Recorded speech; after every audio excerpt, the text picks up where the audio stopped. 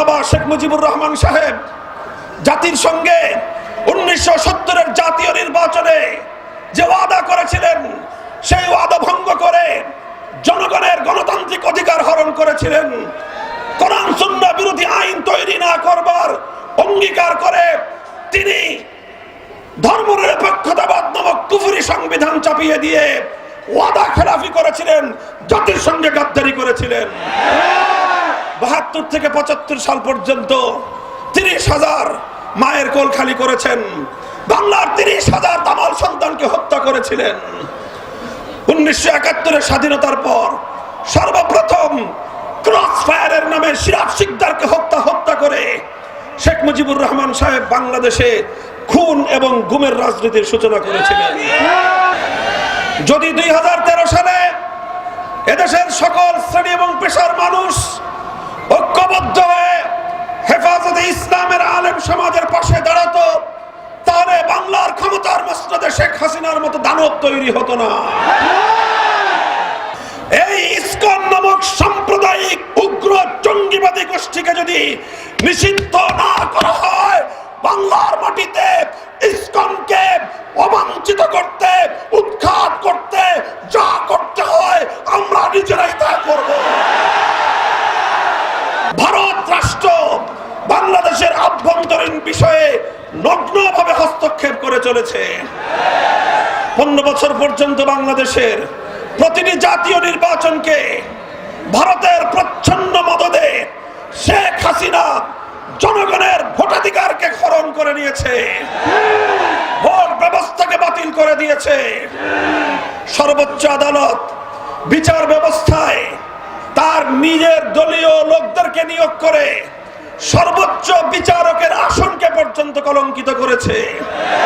তাদের দীর্ঘ ঐতিহ্য ছিল 71-এর মুক্তিযুদ্ধের রণাঙ্গন থেকে যারা যাত্রা শুরু করেছিল, সেই পুলিশ বাহিনীকে দলীয় পেটোয়া বাহিনীতে পরিণত করে বাংলাদেশের সকল পুলিশদেরকে সে তার নিজস্ব দলীয় গুন্ডায় পরিণত করেছিল। গণসমুদ্রে আজকের এই গণসমুদ্রে পর্যায়ে বক্তব্য রাখবেন বাংলাদেশের মানুষের হৃদয়ের স্পন্দন, বাংলাদেশ খেলাফত মজলিসের সংগ্রামী মহাসচিব, বাংলাদেশ খেলাফত যুব মজলিসের সংগ্রামী সভাপতি, ঐতিহাসিক লম্মাস নেতা আল্লামা শেখুল হাদিস আজিজুল হক রাহিমাহুল্লাহর সুযোগ্য কলিজার টুকরা সামাহাতুল শেখ আল্লামা শেখুল হাদিস মামুনুল হক হাফিজাহুল্লাহ।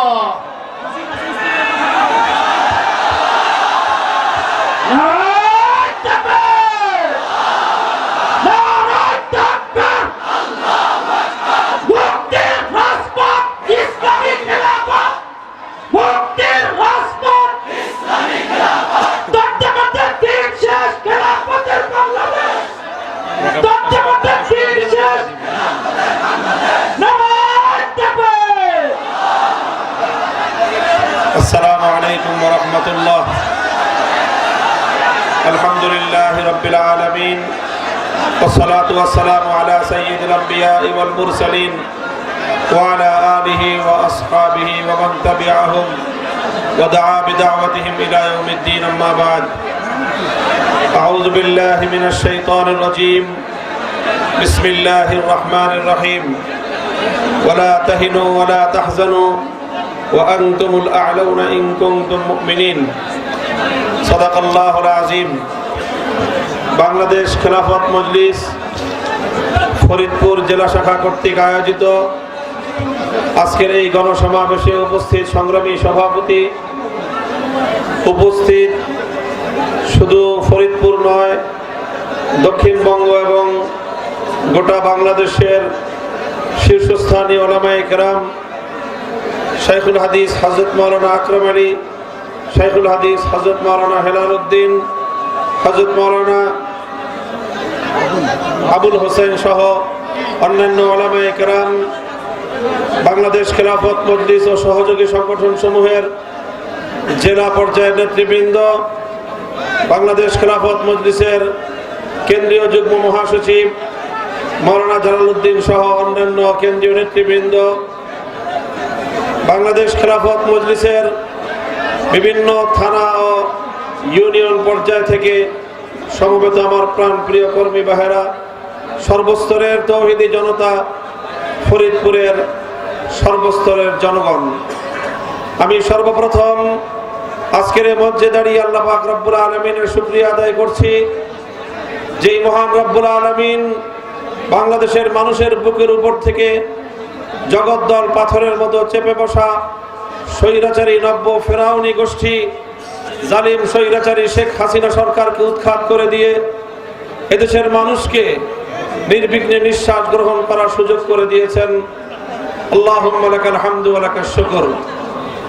সেই সঙ্গে আজকে আমি অত্যন্ত হৃদয় এবং মনের গহীন থেকে ব্যথাতুর হৃদয় নিয়ে অত্যন্ত দুঃখ এবং ক্ষোভ প্রকাশ করছি গতকালকের বাংলাদেশে ঘটে যাওয়া ইতিহাসের নির্মম ও বর্বরতার যে প্রতীক সংগঠিত হয়েছে বাংলাদেশের চট্টগ্রাম জেলায় একজন আইনজীবীকে সরকারি জেলা সহকারী প্রসিকিউটর জনাব সাইফুল ইসলাম আলিফ রাহিমাহুল্লাহ এমন একজন তাজা প্রাণকে সাম্প্রদায়িক উগ্র হিন্দুত্ববাদী সংগঠন ইসকনের জঙ্গিবাদীরা নির্মমভাবে কুপিয়ে জবাই করে প্রকাশ্য দিবালোকে যেভাবে হত্যা করেছে, এই বর্বর হত্যাযজ্ঞের নিন্দা জানাই এবং এই জাতীয় হত্যাকাণ্ড এবং সাম্প্রদায়িক দাঙ্গা সৃষ্টির উস্কানিমূলক সকল তৎপরতার বিরুদ্ধে দেশবাসীকে সজাগ থাকার উদাত্ত আহ্বান জানাই। সংগ্রামী সাথী ও বন্ধুগণ, আজ এ কথা বলতে কোনো দ্বিধা নেই, বিগত জুলাই এবং আগস্ট মাসে বাংলাদেশে যে বিপ্লব সংগঠিত হয়েছে, এই বিপ্লব এবং এই অভ্যুত্থান এদেশের মানুষের বহু ত্যাগ, কোরবানি আর নজরানার মাধ্যমে অর্জিত হয়েছে।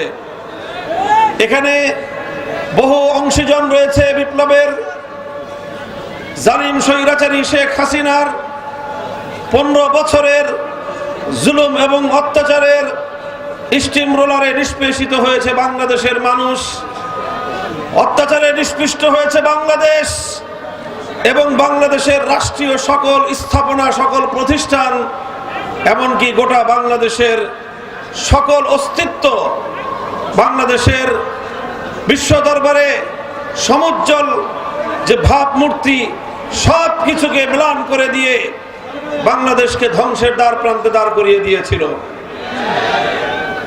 এই দীর্ঘ অত্যাচার, অবিচার এবং হত্যাযজ্ঞে অনেকেই ক্ষতিগ্রস্ত হয়েছে, তবে সবচেয়ে বেশি যেই শ্রেণী শেখ হাসিনা এবং তার ফ্যাসিবাদের আক্রমণের শিকার হয়েছে, শ্রেণী হিসেবে তারা সবচেয়ে বেশি হলো ইসলামী জনতা, এদেশের আলেম সমাজ। আমি সেই সকল বীর শহীদানদের সকলকে আমি শ্রদ্ধা করে স্মরণ করি, যারা বিগত স্বৈরাচারী শেখ হাসিনার 15 বছরে নানাভাবে রাষ্ট্রযন্ত্র কর্তৃক নিপীড়িত হয়েছে, নির্যাতিত হয়েছে, গুম খুনের শিকার হয়েছে, হত্যাকাণ্ডের শিকার হয়ে এক সাগর রক্ত পাড়ি দিয়ে যাদের রক্তের উপর দাঁড়িয়ে বাংলাদেশ আজ নতুনভাবে মাথা উঁচু করে দাঁড়াবার সাহস দেখাচ্ছে। সংগ্রামী সাথী ও বন্ধুগণ, 2013 সালের 5ই মে ঢাকার শাপলা চত্বরে হেফাজতে ইসলাম বাংলাদেশ আহুত আল্লাহর নবীর ইজ্জত সংরক্ষণের ঈমানি দাবিতে সমবেত তাওহীদি জনতা রাতের অন্ধকারে ঘুমন্ত অবস্থায়, কেউ তাহাজ্জুদরত অবস্থায়, সম্পূর্ণ নিরস্ত্র অবস্থায় তাদেরকে বিনা কারণে উস্কানিমূলক ভাবে লক্ষ লক্ষ রাউন্ড গুলি নিক্ষেপ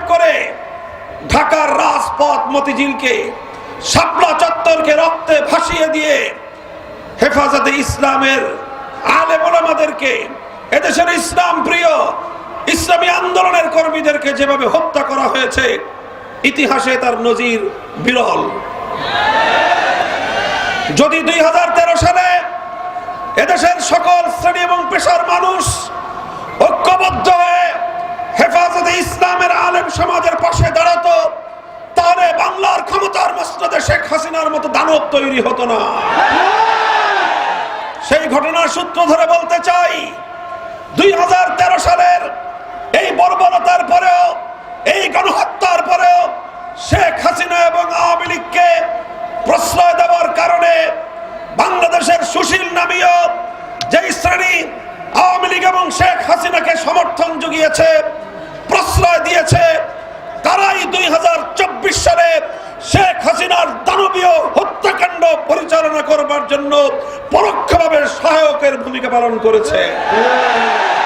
সেই সূত্রে আজ আমি বলতে চাই, বিগত এপ্রিল মাসের 18 তারিখ এই ফরিদপুরের মধুখালীতে আশরাফুল ইসলাম খান এবং আসাদুল ইসলাম খান নামে আমার 2 মুসলিম যুবককে যেভাবে সাম্প্রদায়িক উগ্র হিন্দুত্ববাদী গোষ্ঠী সম্পূর্ণ সুপরিকল্পিতভাবে হত্যা করেছে, যদি তখন এই হত্যাকাণ্ডের বিরুদ্ধে যথাযথ বিহিত করা হতো, যদি তার বিরুদ্ধে যথাযথ ব্যবস্থা গ্রহণ করা হতো, তাহলে গতকালকের চট্টগ্রামের এই মর্মান্তিক আইনজীবী হত্যার ঘটনা ঘটতো না।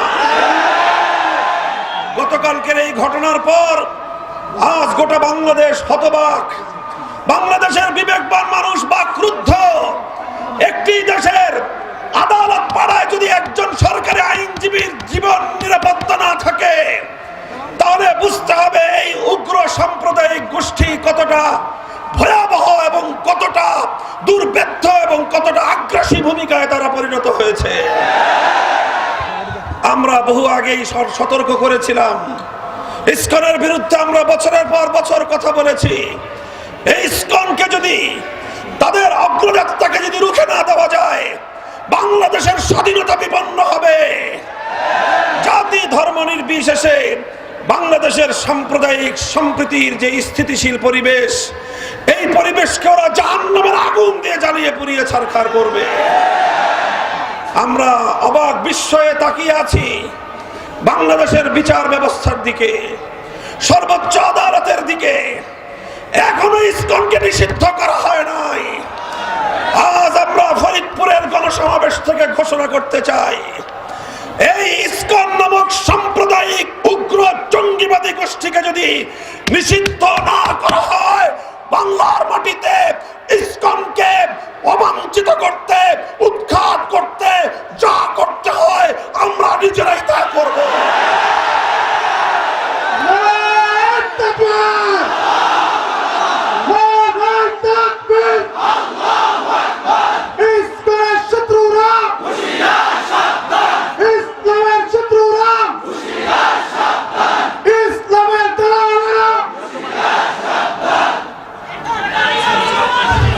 সংগ্রামী সাথী ও বন্ধুগণ, আমরা আপনাদেরকে ধৈর্যশীলতার, সহনশীলতার আহ্বান জানাই। আমরা দেশবাসীকে সে আহ্বান জানাতেই থাকব। আমরা স্পষ্টভাবে লক্ষ্য করছি, বিগত 15 বছর যাবৎ সকল ধরনের কূটনৈতিক শিষ্টাচারকে উপেক্ষা করে, এমনকি ন্যূনতম প্রতিবেশী সুরভ যে সাধারণ সভ্যতা, সাধারণ যে স্বাধীনতা, সেই সভ্যতাকে লঙ্ঘন করে পার্শ্ববর্তী দেশ হিসেবে বাংলাদেশের, ভারত রাষ্ট্র বাংলাদেশের আভ্যন্তরীণ বিষয়ে নগ্নভাবে হস্তক্ষেপ করে চলেছে। 15 বছর পর্যন্ত বাংলাদেশের প্রতিটি জাতীয় নির্বাচনকে ভারতের প্রচ্ছন্ন মদদে শেখ হাসিনা জনগণের ভোটাধিকারকে হরণ করে নিয়েছে, ভোট ব্যবস্থাকে বাতিল করে দিয়েছে। সর্বোচ্চ আদালত বিচার ব্যবস্থায় তার নিজের দলীয় লোকদেরকে নিয়োগ করে সর্বোচ্চ বিচারকের আসনকে পর্যন্ত কলঙ্কিত করেছে। প্রধান বিচারপতির চেয়ারে বসে শেখ হাসিনার লেসপেন্সাররা তারা দলীয় নেতা কর্মীর মতো বক্তব্য দিত। শেখ হাসিনার ইশারা ছাড়া বাংলাদেশের প্রধান বিচারপতি পর্যন্ত কোন রায় দিত না, বিচার ব্যবস্থাকে ধ্বংস করে সেরেছিল, প্রশাসনকে দলীয়করণ করেছিল। প্রশাসনের সর্বোচ্চ জায়গা থেকে সর্বনিম্ন স্তর পর্যন্ত দলীয় ক্যাডারদেরকে নিয়োগ করে বাংলাদেশটাকে ফ্যাসিবাদী রাষ্ট্রে পরিণত করেছিল। আইন শৃঙ্খলা রক্ষাকারী বাহিনীর কথা কি বলবো? এই আমাদের প্রিয় পুলিশ বাহিনী, যাদের দীর্ঘ ঐতিহ্য ছিল, ৭১-এর মুক্তিযুদ্ধের রণাঙ্গন থেকে যারা যাত্রা শুরু করেছিল, সেই পুলিশ বাহিনীকে দলীয় পেটোয়া বাহিনীতে পরিণত করে বাংলাদেশের সকল পুলিশদেরকে সে তার নিজস্ব দলীয় গুন্ডায় পরিণত করেছিল।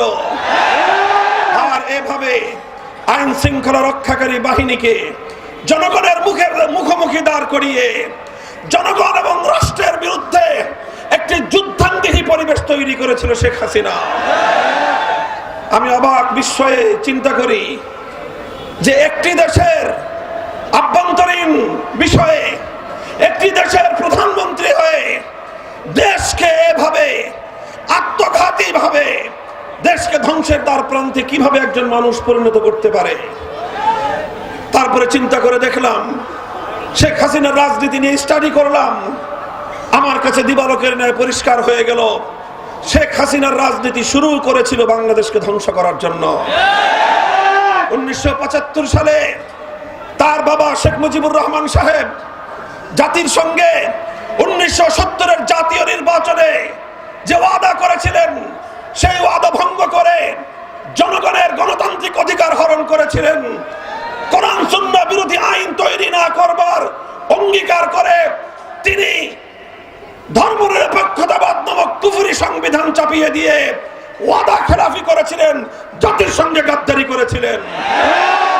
৭২ থেকে ৭৫ সাল পর্যন্ত ৩০,০০০ মায়ের কোল খালি করেছেন, বাংলার ৩০,০০০ তামাল সন্তানকে হত্যা করেছিলেন। 19৭১-এর স্বাধীনতার পর সর্বপ্রথম ক্রস ফায়ারের নামে সিরাজ শিকদারকে হত্যা করে শেখ মুজিবুর রহমান সাহেব বাংলাদেশে খুন এবং গুমের রাজনীতির সূচনা করেছিলেন।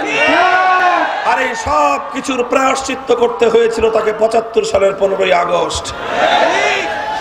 কিন্তু আমরা দেখলাম 19৭৫-এর 15ই আগস্টের এই হত্যাকাণ্ডের পর শেখ হাসিনা ঘোষণা করেছিলেন আন্তর্জাতিক গণমাধ্যমে, যেই জাতি যেই দেশ তার বাবা এবং তার পরিবারকে হত্যা করেছে, তিনি সেই দেশের কাছ থেকে, সেই জাতির কাছ থেকে প্রতিশোধ গ্রহণ করবেন। সেই শুরু হলো শেখ হাসিনার প্রতিশোধের রাজনীতি। 19৭৫ সালের 15ই আগস্ট থেকে 2024 সালের 5ই আগস্ট শেখ হাসিনার 50 বছরের রাজনীতি ছিল প্রতিশোধ গ্রহণের রাজনীতি। সে প্রতিশোধ নিয়েছে বাংলাদেশের কাছ থেকে, সে প্রতিশোধ নিয়েছে বাংলার জনগণের কাছ থেকে, সে প্রতিশোধ গ্রহণ করেছে বাংলাদেশের মানচিত্রের কাছ থেকে।